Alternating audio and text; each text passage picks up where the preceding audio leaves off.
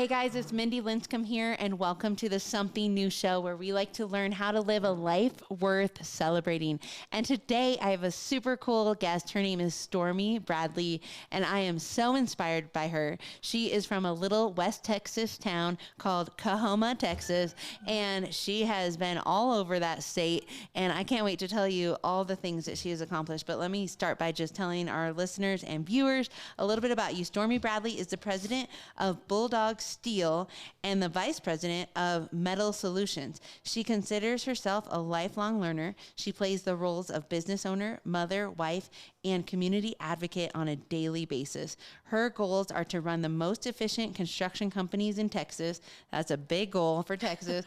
And to constantly pour into her community and to improve on leadership and financial wellness throughout her city, county, and state. So, Stormy, I feel like when we met, it was just like an instant heart connection. And I was like, okay, well, first of all, we're both Enneagram 8s, if anybody knows what that means. But then secondly, you know, we share a lot with our faith and our values and our just drive to just make a difference in this world. Like, we are here for such a time as this, and for whatever that means, like whatever God puts us in and places he puts us to make an impact on our communities, to make them better. And I mean, that's what local business owners do. That's what both of us have. Right. And we are planted in our communities. So, I mean, I'm just fired up to talk to you today because a lot of what you do is just so meaningful, and to think that you can do it while also being a wife and a mom. So first of all, thanks for all your work and all your contribution to what you've done. But let's just start by saying, hey, have you always been from Texas? And is this your hometown that you live in? It is not my hometown, but I have always been from Texas. I grew up in a population of 355, and I live in a town, Coahoma, and the population is 952. So small town. Wow. Rural Texas. Rural Texas. And you meet your husband, you get married in Jamaica. It's like a small 10-person wedding, and you come back to Texas. And did you start your company after? We had already started our first business, Metal Solutions. Okay. We actually started that to pay for me to go to nursing school. Okay. And so I've been a nurse for 12 or 13 or I think it's hilarious that you did not put that in your bio. Well, I keep my license, but I don't practice anymore because I'm consumed with everything else that I do. So you were a nurse, and your husband was running Metal Solutions, which is what kind of company? Steel construction. Okay, steel. And were you providing the steel, or you were doing the construction? We were just doing the construction, and we would buy from people 90, 100 miles away, and then they would deliver to our job sites, and then we would build the structures. And when we first started, it was Tyler and I. Like, I drove the forklift. I helped screw the sheets on the wall, and I did How old were you? When we became a corporation, I was 19. But we started a little bit before that. Oh my goodness. Yes. And so that grew, and then we were spending, $400,000 a month or more in steel. And so we decided that we would start a steel manufacturing business. So we started that in 2017. And then that's Bulldog Steel. Yes. So you manufacture steel, and then you build things out of steel. Yeah, Bulldog sells to Metal Solutions and other contractors in the state. Yeah, so then your cost of goods went down. Yes. Praise Jesus for that, right? That's right. The next thing I'm going to have to buy is a concrete batch plant so I can pour my own concrete mix. You're like, that's our next wholesaling product we need to get into. So, I mean, because those are pretty big, successful companies, and you did that while also having babies. You were telling me last night, no joke, and I laughed because I didn't tell you this part, but you said that you bought a dog bed. That's embarrassing to say, but yes, I did. But let's just be real. I mean, you bought a dog bed to let your little toddler take a nap in your office on the floor where it was safer than being high up. Yes. And so it was a safe decision. And my infant slept in the pack and play. Infant in the pack and play. Where when I first started, I had a 900 square foot boutique, and I remember having my first baby, and the only thing I could grab one day when I was working and I had to put him down because I was working with the bride is I grabbed all the veils, all the veils. And I just made a big pile of veils and I just like put them in there. I swaddled them, put them in the veils. And I was like, well, you do what you got to do. But That's I mean, right. isn't that so cool that like, you know, we've just seen God's blessing on our business and our hard work to say, okay, we started with putting him on a dog bed. And then, you know, he doesn't sleep on a dog bed. No. He's winning race car tracks. Yeah. So that's pretty exciting. Okay. So you're doing business for a while. Didn't continue nursing then, I assume. No. So I honestly haven't probably I step foot in the hospital because they're my friends still. So I'll go and have lunch with my friends and stuff like that. But I haven't probably worked a shift in probably 7 years. Because you've been working in the business and it's been. Yeah. My fun time with my friends is when you have to renew your nursing license every 2 years. And so we plan these like fun trips and then we'll go to like a nursing conference and you can get your continuing ed at that time. And so we'll like plan that and we'll all go together, take our husbands, take our kids, have a little vacation and then renew our license. So you gotta keep your mind fresh. Yeah, I was gonna say, do you have a goal to use your licensure for something? Or? Not really, but it's something that I worked extremely hard for, and I just don't want to give that up. You know. I do know. I do know. Okay, so as you're building this company, just tell me, was it like pretty easy communication with you and your husband? You each knew your lanes, or tell me about that. Man, you're going deep already. I know. Has it always been easy? No. But we work together so well. And I tell people this all the time because I mentor other business owners that work with their spouse.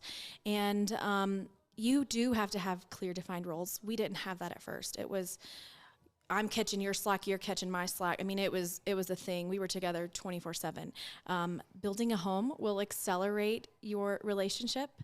Business ownership with your spouse will accelerate your relationship. So if it's bad, it's going to get worse. If it's good, it's going to get better. And, you know, really and truly, I feel like we've been married 12 years, 13 years. We got married in 2010. So it'll be our 13th year in October. Yeah. And so, you know, really and truly, I feel like we accelerated so quickly to amazing loving each other. I mean, I am the yin to his yang and vice versa. And so you had to define those roles. We had to define those roles. And then did he have to say like, Stormy, back off, this is my lane? No, more like I have to say that to him. Okay. He is a free spirit. He does not have rules. He cannot be contained. So, you know, I just put like, you know, when your kids are bowling, they put those little things up. So the ball can still kind of go, but there's like buffers. Yes. He has buffers. That's it. I just have to give him buffers. And then he can bounce around. He could just like do his own thing. Well, a goal of mine in my business is to have an idea bank. Like I want to do like a little branch off to where he can design his own, where he can design his own materials. I was just curious. I love it. So I'm a very animated talker. No, I love that. Where he can like test, you know, strengths of products and, you know, just do fun things with, I mean, hopefully not explosions, but I anticipate some explosions, you know, some really severe testing of our products that we sell. I mean, steel is standardized. So there's really a lot of, I don't know, application research and things like that have already been done. I mean, people know those things, but he's kind of a test the limits guy. Yeah. And so I really want to develop this avenue in my business, hopefully in the next 10 years. So then I can just like push him in that little box that's really an open. It's going to be more like a warehouse. But yeah, yes, it would be like that, his own warehouse. But, you know, then he can do whatever he wants, whenever he wants with no rules. And I think he would really thrive with that. He doesn't like to be contained in an office. Like sometimes I need him to help me with some quoting and things like that. And I'm like, I just have to get my laptop, go sit in his office, get him a coffee, get some Eminem playing, you know, like he's an Eminem fan, you know. Yeah. And I have to like do that, get him some Skittles, and then he can focus. Persevere and get it done. Yeah. Yeah. But I mean, sometimes those people come up with the best ideas. He does. So if you did do that, it's not like you're losing money. You have to see it almost like an investment. I'm going to invest in this creative person's time so that they can come out of the box or the warehouse or whatever it is with like a thing that's going to change the world. That's right. And, he already has came up with this crazy trim idea. And he's like, I think I'm going to work with that. I'm like, oh, I need to start doing my research. So I am an 8, but I also do the Colby. And so I'm a fact finder and an integrator. So an implementer, I guess. So what I do is I just want to do all the research, and then I give him the opportunities to, hey, here's what you need to do this thing. And then he can just run with it after that. But I'm the one with the plan. The bumpers. He's the one with the ideas. But he comes up. You interviewed Kaylin. I mean, she just like says something, or you say something, and then all of a sudden it's like a running new business idea. Like within 24 hours. That's Tyler. I mean, they are the male and female version of each other. Like, it is hilarious because Brandon and I have talked about that. Like, Brandon and I are the same. We can like stay structured, follow rules, get things done. But you can't box those people in because they are a creative genius. And it is amazing. Tyler's the most brilliant person that I've ever met. And it is hilarious because I'm like, how did you guys meet? At a concert in San Angelo where I was going to college. He came down with some of his friends, and I met him. I was carrying a hot and ready pizza sign. And wait. Like a Little Caesars pizza sign. And to like what? Just to get his attention. Because I thought he was so dreamy cute. And then what did he say? Did he notice? He thought I was weird. Oh yeah, he thought I was weird. But he had this like bus, like a school bus that they like turned into like a camper. I don't know. Okay. And so it was him and his 2 married friends and then another friend. And their bus broke down, so they got a ride with somebody else, and so they didn't have a place to stay. And I started college when I was 17 because of the way my birthday falls. And so me and my roommate were staying in like the supervisor housing, like, because we were young.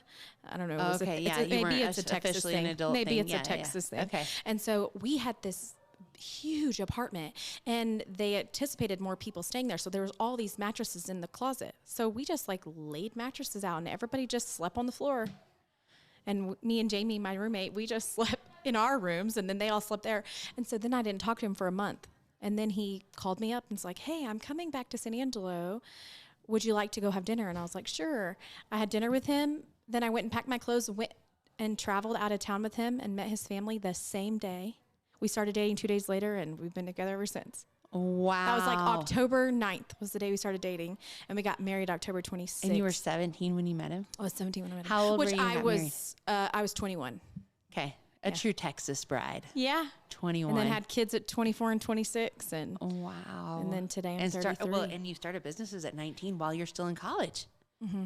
Wow, you guys are inspiring. Okay, so I want to hop over into your journey into politics.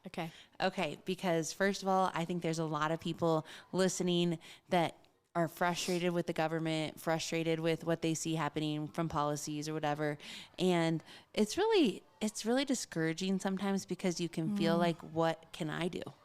I mean, I can vote, but like, what can I really do? So then I've seen some really encouraging things out there where people are like, call your congressman, serve on different things. And I mean, there are some ways that you can get involved that's a little bit more than just voting. Yes. But But how impactful is it, right? That's your question. I know. Well, but no, actually my question is, what sparked you to go, I'm not just going to do that. I'm actually going all in. You quit working in the businesses and you hardcore made a decision to go into politics. Yeah. At how old? Well, it was last year. So I think I just announced my campaign when I was 31 and then ran my campaign when I was 32. And that's pretty young. So, yes. That's pretty young. Okay. Yeah. But I mean, I love it because you are boots on the ground, and probably is that 80% of the voter base is like 20s to 40s. I mean, I don't know if they. Oh no, not in Texas. They're older. Okay. Well, I mean, they just say there's a huge chunk of our voter base is younger people, but yet a huge portion of our representation is older people. And men. And men.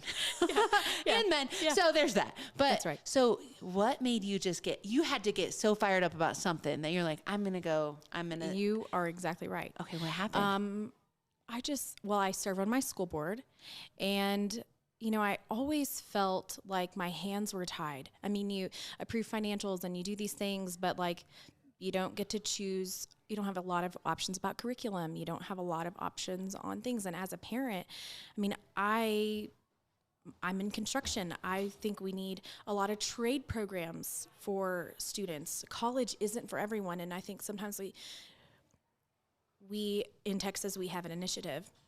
And it's like 60 by 30 by 30. So it's like 60% of the population has an associate's degree by the year 2030. Or I'm probably off on that a little bit, but there's some like initiative that they're trying to get people educated, which I go back and forth because my husband's not college educated.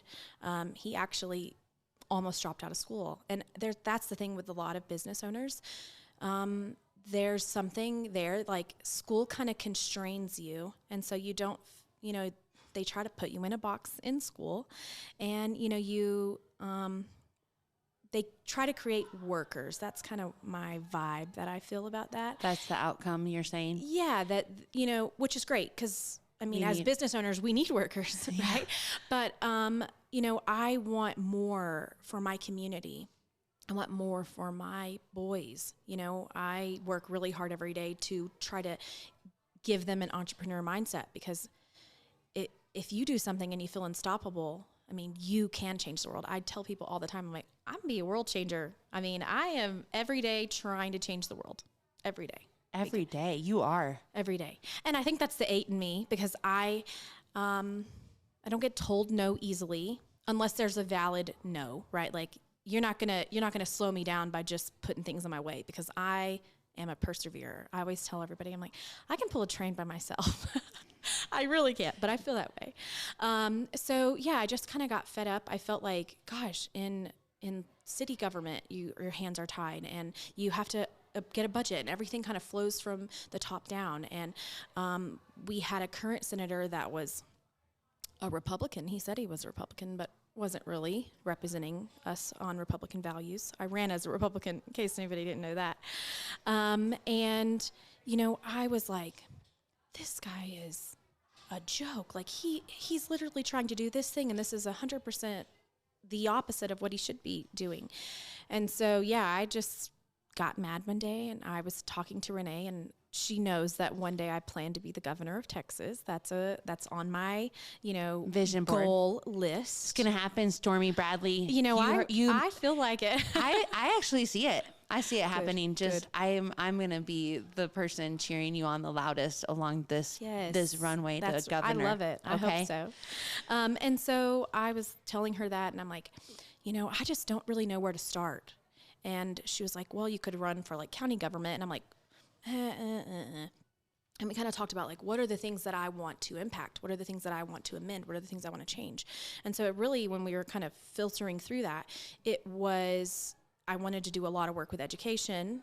And so Senate or State Board of Education were going to be my two options. Avenues. I liked who my representative was for the SBOE, State Board of Education. So I was like, I don't really want to challenge him, which someone ended up challenging him and beat him out, which they're not the best candidate in my opinion. And I'm allowed to say that because it's my opinion. There you go. And so I was like, I'm going to go the state Senate route. I was the only candidate in the race for a while. Against the incumbent, which is a very big deal. Very big deal. Yes. And I'm you have 32 to self-fundraise. and a woman. And yeah. But can we just talk about the fact that self-fundraising for your campaign, like whether that's people donating or whatever, and then self-supporting your own campaign with your own finances. Yeah. How big was your campaign? About $3 million. $3 million to run that race. And that is a large budget. I mean, other states probably spend maybe $1 million. I mean, Texas politics, especially in my district, because it's oil and gas country. So we have cotton, we have, like different agriculture things. We have a lot of cattle raisers. We have a lot of aviation because they build Bell helicopters in part of my district. Area. And so, what my platform was, because we had a candidate that was an oil and gas guy. We had a candidate that was a coach. He was a coach. And then we had an attorney that was a candidate. And then it was me. And my team, we kind of coined myself as an outsider because I didn't really fit the mold. But I had more business experience than any of them. And I'm a private pilot, so I have aviation experience, even though it's manufacturing, not really aviation. But I mean, still, you have a connection to your constituents. Correct. Mm-hmm. I live on a ranch, so I have cattle, and, I understand, feeding costs, and, you need rain, and working with, local governments on those kind of things. You have kids in the education system. I have kids. I still do serve on my school board. I kind of hit all the markets. And, honestly, I did really well in my campaign. I got 38% of the vote overall. And I really lost like 2 counties, but they were large populated counties. So 200,000 people were each of those counties. And so they make up for a lot of the vote. But the part that was the most disappointing to me was that I live in rural Texas, 952 people. The counties, there were 46 counties that I would have represented. They all, minus these 2 counties, had populations under 40,000. So you would have been really representing the people. And in Texas politics and all politics, highly populated areas get more representation. Houston has, I used to know the number, like 7 senators and like 16 representatives for just Houston alone. And I represented an entire half of the state, and we get 4 representatives and 1 senator. So, I mean, your voice is not heard to equal the level, at all. And then level. we produce 80% of the income for the state. Oil and gas, agriculture. I mean, so it was a really, really, really hard thing for me. And it took me a long time it's taken me almost a year to kind of get over it. Sometimes I hear the guy that won's name and I'm like, yeah, my bristles ruffle, But I'm continuing to stay in politics because somebody has to fight the fight. And that's my passion. And it's going to come along with all these other challenges. And that's what I admire so much about you. I mean, literally. I got a lot of grit. You do. And literally, you guys, she was telling me how much a senator makes annually. What is it again? $7,200 for the year. And then you get a per diem. So in Texas, we are in session 140 days every other year. So we are in session, and you get like a per diem, like $400 or something like that for, I don't know if it's a day or a month, but the fact is the max a senator can make is like $40,000. So you're making like what a teacher makes to represent your state. And most of these people are leaving and stepping aside from something that they have very successfully going on. I mean, you're CEO, vice president of big companies that you absolutely could be there to help them generate Leaving more. your family. You're stepping away from your kids. You're serving. I mean, this is really like an elevated volunteerism, right? Pretty much. And so I'm just like, wow. And so to take that along with all the trash talk of being in politics and everything else, it is so, to me, discouraging for people that want to make a change in the world because they're like, well, why would I even try? But and I see that because it is, it costs your money, your time away from your family just in running the campaign. I mean, it's a year-long at least process, and you're not home most nights, and my kids are 9 and 7. And it is discouraging occasionally. But we call ourselves patriots, right? And maybe that's a Texas thing, but I mean, I'm sure Colorado people have patriots. Where you're thankful for America. And Jesus, and you believe in a lot of things, 2 genders, and these things that are very important to who I am. And, the other side wins. That's the only thing I can tell you. The other side wins when you give up, and that's what they're counting on. And so even in your own party, these people, they make false promises, and they say they're going to do all these things, and then they let you down. Mayors do it all the time. City council people do it all the time, because we choose to get into local government, and we don't have a clue what we're doing.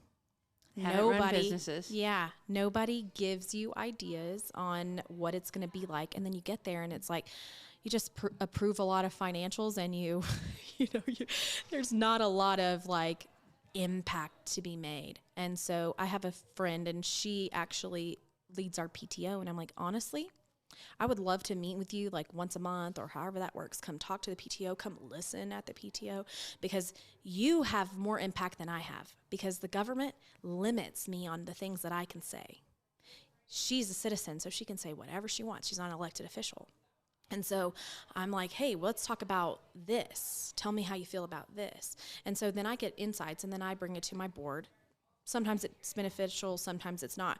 But you know what she can do is she can have a Facebook group, have people at her home, and you can spark a lot of change just in the connectivity. Whereas, and then bring your I started during in. COVID. I never did this before, and I have 4 kids. I never started doing this until COVID. But I started going to school board meetings. Absolutely.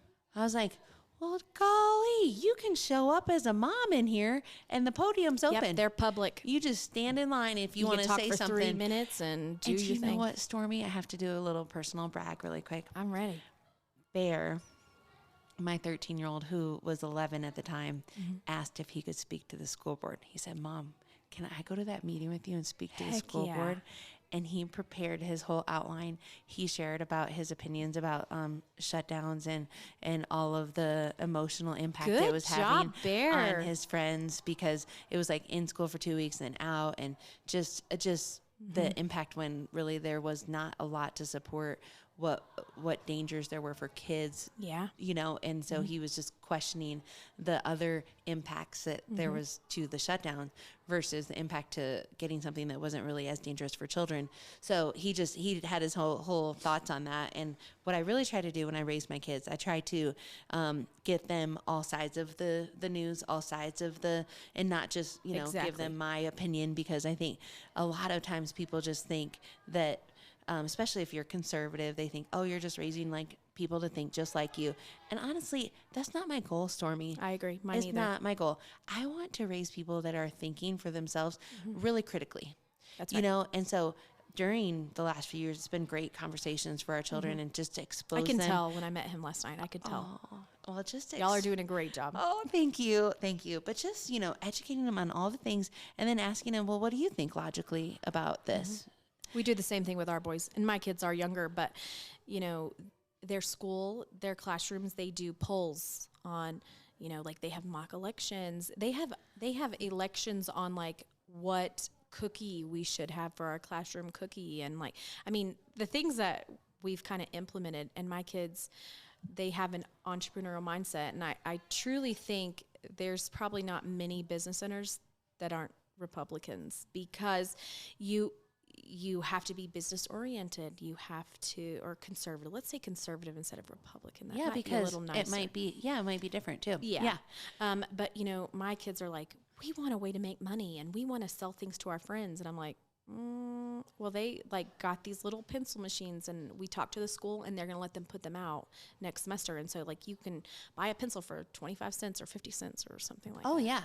Bear has an egg business. He has chickens. I've seen all those eggs. You saw all those eggs on my counter. So we have 26 chickens, and we have Where a big are chicken. they? Oh, I should have showed you on my property. Yeah. But they're just right outside our kitchen. There's a big 12 by 12 chicken house with a run, and we have 26 chickens right now, and he takes care of them, and he sells the dozen eggs for $6 right now, because they're organic, which is a great price. He just tries to make it very competitive, and we sell them to all the neighbors, and he's learning the value of hard work, and then I kind of joke with him. I'm like, okay, I'm going to come in and take 40%, so you feel like the taxes are, Does he have to buy his own chicken feed? So we told him for the first year, I know, because this is real. Yeah. I told him for the first year, I'm going to be his investing partner. And the only caveat is I get my eggs for free. That's right. So I buy the feed currently, while I get my free eggs, and then he's going to he's getting his stock piled up. I love it. And then don't you think he'll get creative too about hey, what are some other ways? I mean, you can grow your own feed. You can change your cost of goods. Right. Totally. So we talk, which my kids go to business meetings with us sometimes, because because I think exposure is very important. And so, we bring them in on meetings. Brody has been drawing floor plans since he was 3 years old. Do you know what would be so fun? Oh, yeah, because we both have a Brody. No, but I was just thinking we should swap kids so they can be in my board meetings and mine can be in yours, just to expose them to different industries and other entrepreneurs, because you're absolutely... I take them to chamber board meetings. I take them to school board meetings. They don't really sit inside because they just want to like talk to me a lot. They like have to like run up and say something and run up and say something. And you're but I know, I'm like, you can't do that. Yeah. You can't do that. But chamber meetings and things like that, you bring them? Yeah, and they do really good, because school board meetings are different because they see the people every day and they're friends with their friends, and so it's a little bit wild, and it's right outside the basketball gym, so like there's a lot of kids running around. Yeah, and you would think that our school board meetings would be really populated, but they're not. Like nobody comes to our school board meetings. Sometimes I wish people would. Right. They just trust you guys. I like a little. They do, and you like the banter. Do have a good school board. I love banter. Because you're like, if you have a problem with it, let's talk it feathers. I love to ruffle feathers. Sometimes I like for people to make me mad because I can laugh about it. I truly live by the motto that my life's an adventure. Some days that adventure is bad, and some days that adventure is amazing.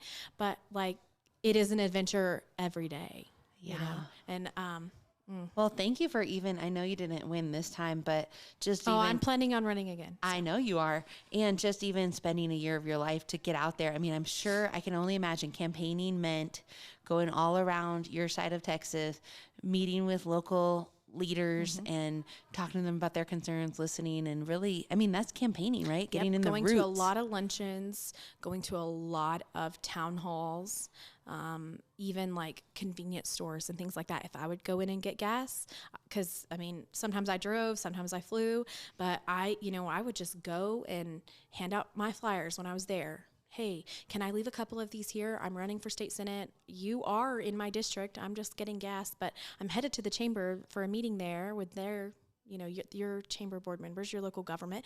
But I just wanted to make sure that, you knew who I was. And that, I mean, it was a really good response. Like my gas station response was usually sometimes more received. And then I even did a televised debate.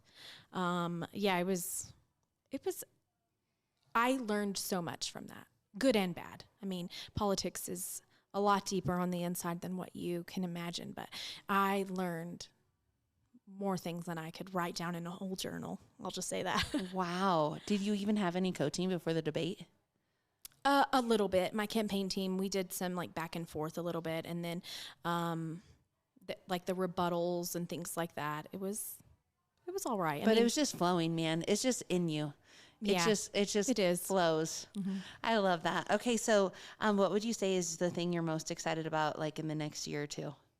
Oh, too many things probably. I want to just fire them off. I'm excited for my kids' drag racing career. I'm excited for growing my property development business. That's a newer business that I started last year. I am property development, like you're developing properties to neighborhoods or something? More commercial things. Commercial, okay. All right, continue. Sorry. I am in the Wellspring. That's how we have met each other. And so I got a lot of information at our business summit, and I am really excited about a couple different avenues on investing that I'm going to knuckle down and like pursue. So I have a lot of land that's undeveloped, and I'm like, oh, I could put a mobile home park here. I could do this here. I could do this here. And so I have just a lot of ideas on growing my property development side of my business. Yeah. And just so that people are clear, like when you guys were 19 and whatever getting married, it's not like you started with that. You didn't have that land. No, I've acquired it in the last probably 5 years. I was talking to a friend, his name is Jared, yesterday, and him and I were talking about like, I remember the day my business made $50,000. I remember the day that I had $700,000 in my bank account. I remember my first $300,000 tax bill. I remember cashing my first $1 million check. Those are moments you will never forget. But when you start a business, we started a business just to cover my nursing school costs. And I mean, it was just a thing for Tyler and I to do on the nights and weekends, and it just organically grew into what it was. But I mean, there is a season where our business is doubling every single year, and the growing pains never end, no matter how big your business gets. But it is really something to think that you're dreaming so big. You think you're dreaming so big, like, gosh, how amazing is it going to be when I own my home, when I have $100,000 in the bank, and I don't have any worries in the world? And then God just laughs, and he's like, oh, you think that's big? Here you go. You know, here's a $30 million business here, and here's another, $10 million business here, and then I'm just now growing this Series LLC, but that makes me about $120,000 a month, you know? I mean, it's just like, I don't even challenge God anymore. Like, I'm not saying I don't set goals, but I don't try to solidify things in my brain anymore, because I think God sometimes might laugh at us because, you know, we think we're doing this big thing. I guarantee with something new, you have this vision, and I guarantee you it's surpassed everything you probably imagined from that original plan. And then it just keeps surprising you and growing and building. I'm getting chills talking about this. But yes, I mean, I like banter. I like ruffling feathers. Sometimes I'm like, bring it on, God. I'm ready. I'm always up for a challenge. I always want to do what you want. And, you know, in my prayers every day, I always pray, you know, like, set the world right, because I think that that's something that we need to be doing. But then I also am like, to whom much is given, much is expected. God, am I meeting the expectations that you have set for me? Wow. And, you know, that is, if you ask yourself that every day, I promise you'll do some things differently. And so it's not always the funnest thing when you're like, oh, I just really want to do this today. I don't really want to do this. But I mean, to whom much is given, much is expected. That's all I can say about that. And Stormy, I'm just thinking about that. Wow, you just really spoke to me just thinking through, like, I got to do a little self-audit every day, because I mean, I just get up and I just like work hard, you know? Yeah. And I do. And I think that pleases God too. Yes. He cares about our labors. Absolutely. But just really reflecting on, okay, like, am I doing and investing my time in the things that are the most impactful for him? Mm-hmm. You know, someone said that the other day, like, if God was reconciling your bank account. Woo. Yeah, Ben said that. That got me. I was like, would God be happy? Ooh. And so you better believe at like 6 a.m. this morning, I'm like looking through my bank statements, just like for the last 3 months. I'm like, I think God would be happy with me. I do think God would be happy with me. You're like, my expenses, like, what do you do? Yes, like, yes. just Or looking, generosity and giving and all that stuff. You know? And I was just like, that was a knife to my heart, because I was like, that's a question I never ask. That's a question I never ask. I just go and do what I want all day. I mean, I really don't, but I feel like I do. I mean, I have gotten to that stage in my life and in my business where I can have freedom to just kind of ebb and flow with. It's not like with my adventure, right? Oh, I know, because Stormy invited me on a hunting trip. Yeah, Girls only, and I'm like, I really want to go. Oh, I called them, and they're gonna call me back. Okay. Because the girl that was helping me, she doesn't know the season of red stag, and that's what Kaylin and I want to I know, and I do have my carry and conceal, and I'm all for hunting. Our whole freezer is packed. But you're gonna stay at the spa. But I thought I would probably love a spa day, and then I'm gonna celebrate with whatever you hunted that night. I'm gonna be like, you got it. That's right. I mean, maybe one day I'll go out and watch it. Oh yeah, it's fun to just go. So like where we're going, they have this like camouflage Ford pickup, and then they have this like whole setup like of these like couches in the back, and that you like sit up, and so you just like drive around, and he's not paying attention. He's not even paying attention. I'm like, Jordan, you okay. So you just like drive around, and then when you see something, like you kind of get an idea of what you want to hunt. But when you see, like you go to that pasture, but they have like black buck and fallow and red stag and axis and all these things.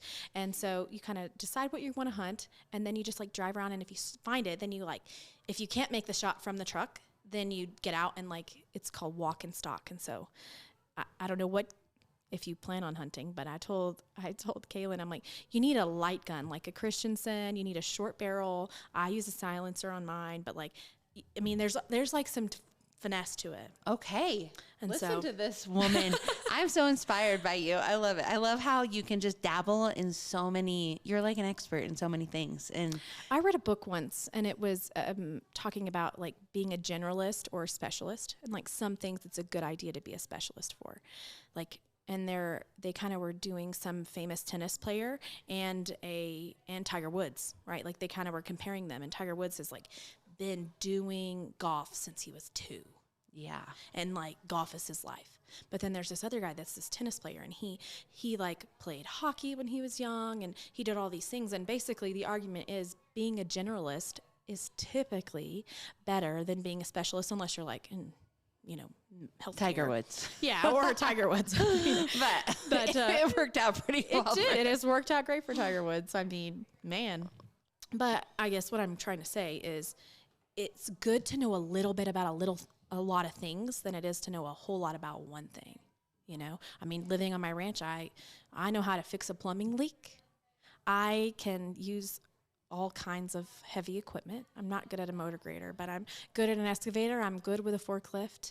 I understand like feeding animals, livestock. I know like when a plant's harmful for them. I mean, you have to learn a lot about a lot of things, I think, and it just diversifies you. I mean, it sounds like you're a reader. Are you a reader? Oh yeah, I read probably like 8 books a month. Okay, could you give us like your top most recent favorite books, and then we're gonna get to your drink. Oh, Yeah. Undistracted by Bob Goff. Oh yeah. That book I've already read it 3 times. Yeah. Whoa. That's a Okay, problem. girl. 3 times. Okay, I'm gonna go home and read it. We both received that So book if from you Bob. get it on Audible, But yeah. Bob gave us. We went to a group thing together. This is where we met, Yes. and Bob came and spoke to our little group, and he personally gave us this book. That's and I right. feel kind of bad that I haven't read it yet. But you've read Oh. it 3 times. Yes. Okay, I'm getting my but butt if you, whooped. Right but get it now. on Audible because Bob is the narrator. He's and the I'm best. just laughing. Like we're in the car. My kids are laughing. I mean, he's such So a great funny. storyteller. Okay. All right. My all-time favorite book of all time is called Atlas Shrugged. It's a philosophical book, and it is, I don't know, it's like 2 Bibles thick. I don't recommend everybody just read it, but I love that book. I've read it 3 times as well. And then besides that, I mostly just read like self-help books. Michael Hyatt, I love his books. Mm-hmm. And so, yeah, I just, if the cover looks appealing to me, I read it. I love that. Okay. Well, let's have you tell us your favorite drink today. Okay. And Stormy, while we're pulling out our drink, what is a way that people what's your Instagram handle, or how can people find you? I don't know those answers. You don't? No, I don't. Does somebody else manage your personal account? Yes, they Well, do. I'm sure they can find you at Stormy Bradley. Stormy Bradley is probably that on all of them. I'm not a big Instagram person. I'm more of a Facebook person. Okay, so on Facebook, you're Stormy Bradley too. I am Stormy Bradley. Okay, and so if they want to learn more or find out what's happening in your life as they follow along your amazing journey, they're going to follow you at Stormy Bradley. Yes. Okay, great. So what's your favorite drink you're introducing me to today? Because I just want you to know, most guests, we can go get their drink at a local little place, but Stormy had to fly from Texas with a bag full of some special supplies to make this beverage for me today. Yes. So what are we drinking? So this is blueberry green tea, sweetened slightly. Okay. I brewed it in your Keurig with water in the little sachet bag. And then I just added ice, and that's it. Blueberry. Amazing. And what's the brand? It's a Texas brand. HTO. So it's an H, and then it's TEA, and then a capital O. And yeah, it's a Texas brand. There's probably, I don't know. Are they like standalone stores? Yeah, they're doing some franchisey things, but I mean, in my construction company, we've been talking, they're wanting to add 300 locations across the state. So we've been kind of talking about that. I'm like, yeah, I'm your biggest supporter. I love this place. But You're like, and I have a construction company, so I can help you build these places. That's right. That's right. And I love like their aesthetic inside. Their tea is amazing when you taste it in just a second. But yeah, it's my thing. So I love that. Okay, so we're going to do a cheers. all right. Cheers. And try your drink. Ooh. It's nice, right? Yeah, and it's like flavorful. Yeah. It's not like a light flavor. It's like it's strong. Like you can taste the berry. Yeah. Very And so I good. brought you coconut and watermelon and peach and the blueberry. That's so generous of you. Yeah. Okay, You can well, only get it in Texas, but I So- feel like when we meet again in May, the end of May, Yeah. you're going to be like, bring me more tea. I will. I love it. I love it so much. Well, I'm so glad you came in. Me Honestly, too. Stormy, I'm just so glad to have this awesome friendship.